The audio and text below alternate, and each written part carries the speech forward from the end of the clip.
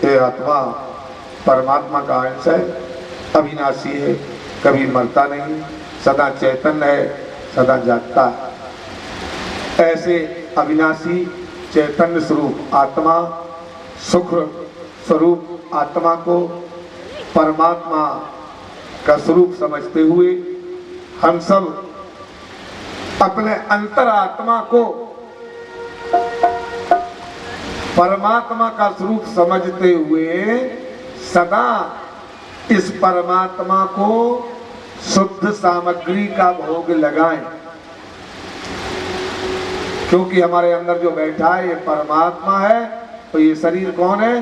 बोले ये शरीर तो इसके रहने का स्थान, एक इसका मंदिर है। तो हम और आप उस परब्रह्म परमात्मा को अच्छी तरह से जाने।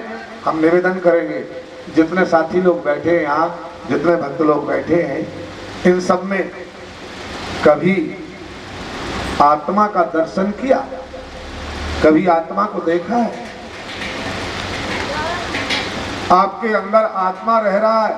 जब आत्मा आता है शरीर में, तब ये माताएं बहनें बता सकती हैं, इन माताओं के बहनों के गर्भ में जब शिशु होता है, बालक होता है, और उस बालक में, उस हाड़ मांस के पिंड में जिस दिन आत्मा प्रवेश करता है, जिससे उसकी शरीर की क्रियाओं में संचालन होता है, क्या ये माताएं बहनों को पता लगता कब आ गया वो आत्मा? नहीं लगा पता। आते समय पता नहीं लगा। उत्क्रामंतम स्थितम वापि उज्जानां वा गुणान्वितम। भाई तुम्हारे शरीर में आत्मा तुम्हारे जिंदा में प्रवेश कर रहा है। एक शरीर में दो आत्मा है, एक माँ की आत्मा और एक बालक की आत्मा। ये दो दो आत्मा इस शरीर में रह रही, और दो दो आत्माओं के रहते हुए इस आत्मा को आज तक ये नहीं जाना कैसे रंग का है, कैसे स्वरूप का है, कितना बड़ा है। इस आत्मा को समझ ही नहीं पाया। पर माताओं ने नहीं, हम लोगों ने भी, जो हमारे बुजुर्ग जब ज्यादा बूढ़े हो जाते हैं और वो मरणासन स्थिति में आते हैं, तब परिवार के चारों ओर घेर करके बैठे रहते हैं सभी लोग, और उनके अंदर से वो आत्मा उड़ करके निकल के चली जाती है। और चारों ओर बैठे लोगों ने उस आत्मा को नहीं देखा, नहीं देखा। सजनो, इस तरह से न इस आत्मा को आते में देख पाया और न जाते में देख पाया, और आते जाते की तो बात अलग। जब शरीर में मौजूद है, फिर भी वर्षों से शरीर में रह रहा है, और वर्षों से शरीर में रहने वाले आत्मा को हमने आज तक नहीं पहचाना।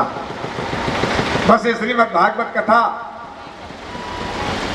मुख्य विषय है, सत्य का बोध कराने के लिए श्रीमद् भागवत कथा है।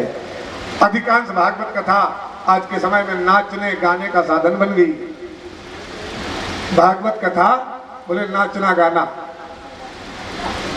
जबकि भागवत कथा सुखदेव जी महाराज ने राजा परीक्षित जी को सुनाई, तो परीक्षित जी ने नाचने गाने के लिए नहीं सुनी थी।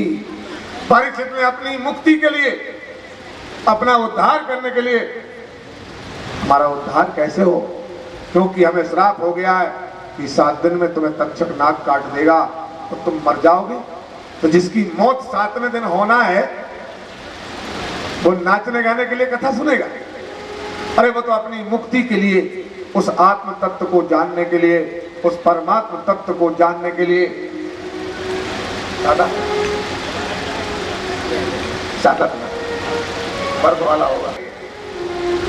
वो आत्मा का बोध, वो सत्य का बोध करने के लिए श्रीमद् भागवत कथा है। इसलिए इसको कहा गया सत्यम परम धीमहि। उस परम सत्य की जानकारी जिसके द्वारा हो, वह है श्रीमद् भागवत कथा।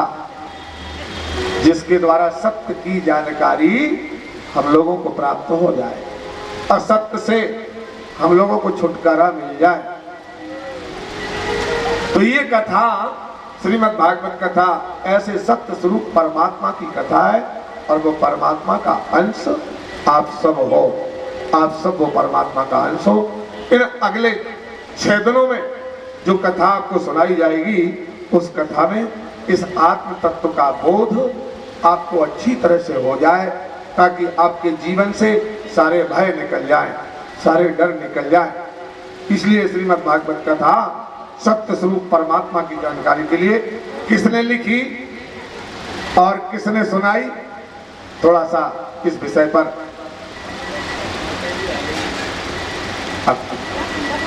चलिए। बड़ी प्रसन्नता की बात है, हमारे वकील साहब के परिवार की उद्गाता, इन सब की जन्मदाता माता जी का आगमन हुआ है, और जीवन में इस मृत्यु लोक में, इस धरती पर अगर कोई देवता है, चलता फिरता कोई देवता है, तो वो देवता केवल एक ही है, और उसे कहा जाता है। हम सभी लोग जब मंदिर में भगवान की प्रार्थना करते हैं तो उस समय भी कहते हैं तुम्हें वो माता, भगवान से क्या कहते हैं? तुम्हें वो माता। पहले पिता नहीं कहा गया, पहले माँ कहा गया। इसलिए अगर संसार में कोई धरती पर देवता है तो वो है जन्म देने वाली माँ, और वो बड़े भाग्यशाली है जिनके जीवन में माँ का प्यार, माँ का स्नेह भरा हाथ उनके मस्तक पर गूंजता है, फिरता है। वो बड़े भाग्यशाली है जिनके लिए रोज माँ के चरणों की धूल, जिनके लिए रोज माता के चरणों का वंदन करने का, चरण पूजन करने का अवसर मिलता है, वो संसार के सबसे बड़े भाग्यशाली है। तो हमें प्रसन्नता है कि हमारे इस यादव परिवार में उनकी जन्मदात्री माँ मौजूद हैं और उनका दर्शन हुआ, बड़ी प्रसन्नता की बात है। देने वाला कौन है? भगवान। और सारे संसार की माँ के स्वरूप में भगवान को कहा गया है। तुम ही तो माँ हो, क्योंकि तुम जन्म देते हो सबको, और तुम ही पालन करते हो, इसलिए तुम ही सबके पिता हो। इसलिए भगवान को जगत पिता कहा गया, जगत पिता कहा गया। सजनाओ, इसी तरह से इस पावन प्रसंग को हम लोग ले चलते हैं। इस कथा को लिखा श्री व्यासदेव जी ने और संसार के लोगों को सुनाया श्री सुखदेव जी ने। एयं प्रवजन्तम् अनुपेत कृत्यं द्वैपायनो विरहकातुरया जुहावम् पुत्रेति तन्मयतया कर्मो अभिनिवेदो स्तवं सर्वभूत हृदयं मुनिमानितो अस्मि। एयं प्रवजन्तम् अनुपेत कृत्यं, उन परब्रह्म परमात्मा को प्रणाम करते हुए श्रीमद् भागवत महापुराण के इस प्रसंग को जन्म देने वाले श्री व्यासदेव जी महाराज के चरणों में वंदन करते हैं। जिन व्यासदेव जी के घर में श्री सुखदेव जी का जन्म हुआ, श्री सुखदेव जी जिनके घर में पधारे, और जब उनका जन्म हुआ तो सुखदेव जी जन्म लेते ही और अपने घर से जंगल की ओर भागे। श्री सुखदेव जी जंगल की ओर भागे, व्यासदेव जी उनके पीछे पीछे दौड़े। पुत्रेति तन्मयतया कर्मो अभिनिवेदो स्तवं सर्वभूत हृदयं मुनिमानितो अस्मि। सुखदेव जी के पीछे पीछे व्यास जी दौड़ते हैं। अरे पुत्र रुको तो, अरे थोड़े रुको।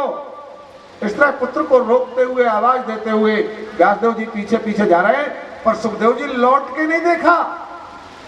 सुखदेव जी ने कोई उत्तर भी नहीं दिया।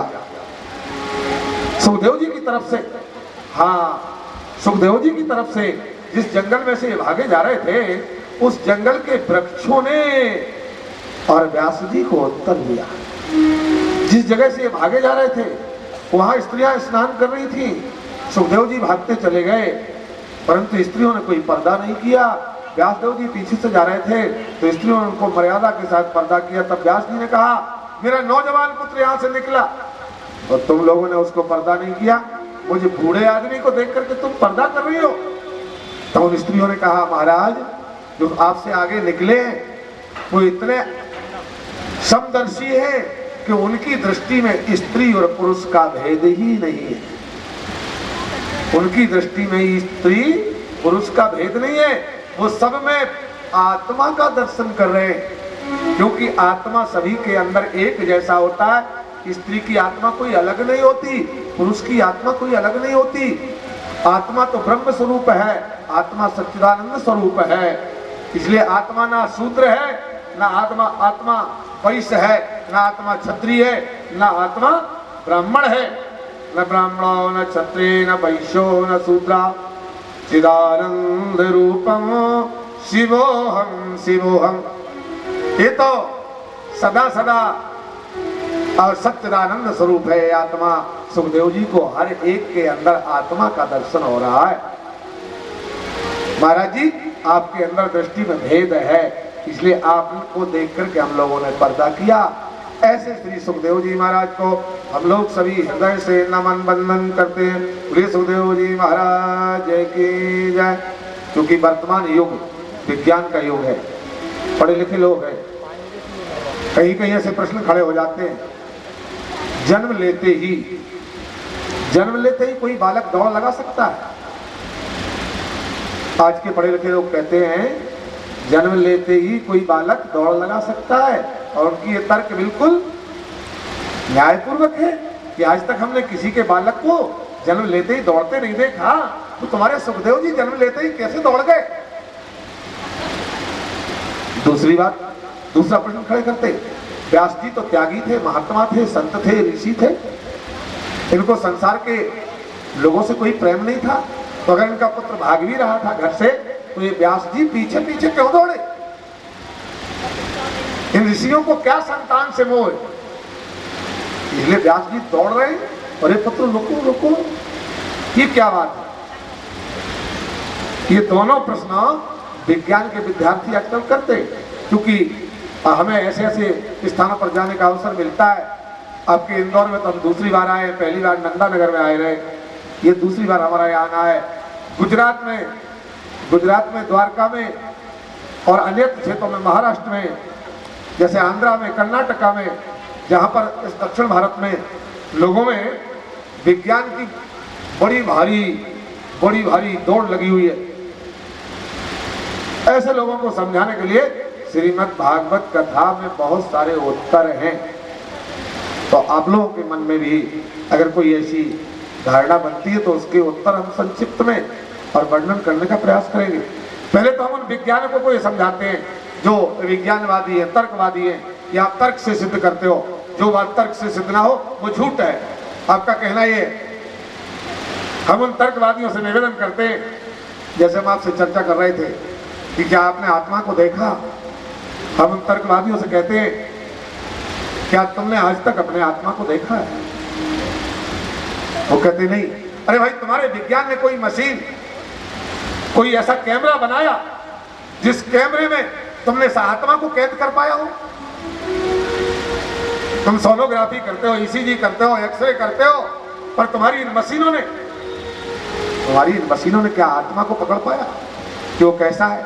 आज तक उसका चित्र लिया? नहीं मिला चित्र। तो चित्र नहीं मिलता है तो तर्क से क्या सिद्ध होता है कि आत्मा है ही नहीं। तो फिर बोल लो तुम लोग, अरे वैज्ञानिकों, तुम बोल दो कि आत्मा शरीर में है ही नहीं, तो ये शरीर फिर कैसे चल रहा है? अगर बिना आत्मा का चल रहा था तो एक दिन फिर ये ठप क्यों हो जाता है? नहीं साहब, वो आत्मा निकल गई। तो फिर बात यह है कि जिस परमात्मा की कथा तुम सुन रहे हो, उस परमात्मा का एक अंश है आत्मा, और जब एक अंश को तुम अभी तक नहीं समझ सके हो, तो उस महान परमात्मा को समझने के लिए विज्ञान समझाने में सक्षम नहीं है। विज्ञान उस परमात्मा के बारे में कोई प्रमाण देने में सक्षम नहीं है। विज्ञान उस आत्मा के बारे में भी कोई प्रमाण देने में सक्षम नहीं है। और ये सत्य है कि आत्मा है, आत्मा के रहते ही शरीर चलता है, आत्मा के चले जाते ही शरीर मृत शव घोषित हो जाता है। आत्मा था तब तक ये कौन था? शिव। चिदानंद रूपम शिवोहम शिवोहम। शिव था ये, शिव शिव शिव को अक्षरों में लिखने में हम लोग दो अक्षरों का उपयोग करते हैं, सा हुआ। इस पर केवल ई की मात्रा, छोटी ई की मात्रा केवल इसके ऊपर लगी हुई है। इन दो अक्षरों के ऊपर ई की मात्रा लगी है। अच्छा, पढ़े लिखे समझदार लोग यहां बैठे हैं सब। इन दोनों अक्षरों पर से ई की मात्रा हटा दी जाए, क्या बचेगा? अभी था शिव और ई की मात्रा हटी तो सौ। बड़ा सरल सा समझाने का तरीका जो है हमारे ऋषियों ने, बदौलत ई की मात्रा की, कि जो ये शिव कहलाता था और ई हट गई तो सौ हो गया। इसी तरह ये पूरा का पूरा शरीर, इसमें से वो ईश्वर का अंश निकल गया तो ये सौ हो गया। वो ईश्वर जब तक मौजूद था तब तक ये ज्ञानवान विद्वान अनेकों नामों से जाना जाता था, और जब वो हट गया तो ये सौ हो गया। सज्जनों, इस तरह से उस आत्मज्ञान के बारे में समझाने के लिए, परंतु तर्क का उत्तर इस तरह से देना, ये जो है सिद्धांत की बात नहीं है।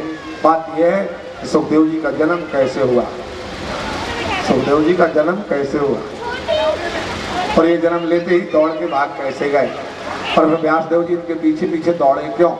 इस संदर्भ में हम एक छोटा सा प्रसंग आपको उन बुद्धिमानों पढ़े लिखों का समाधान करने के लिए यदा कदा देते, आप भी उस तथ्य को समझें।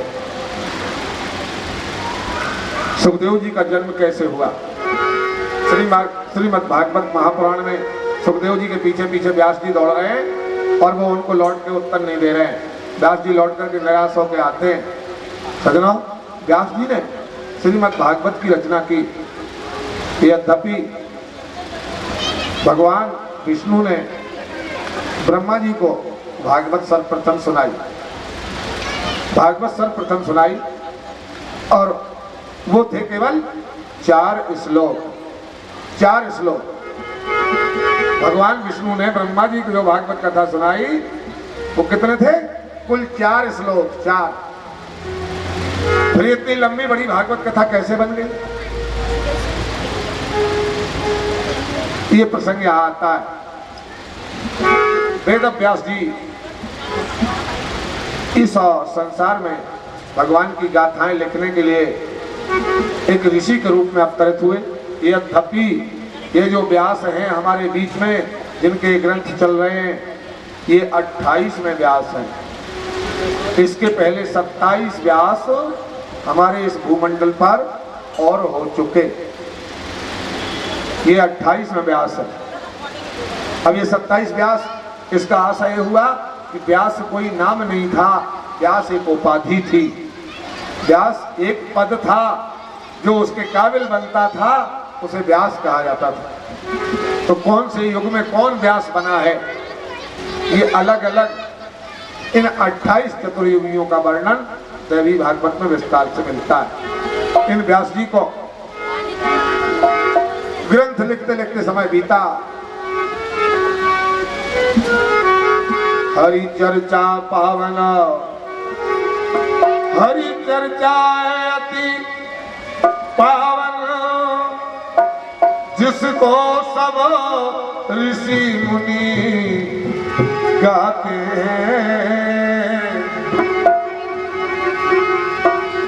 भवसागर से तर जाते हैं, भवसागर से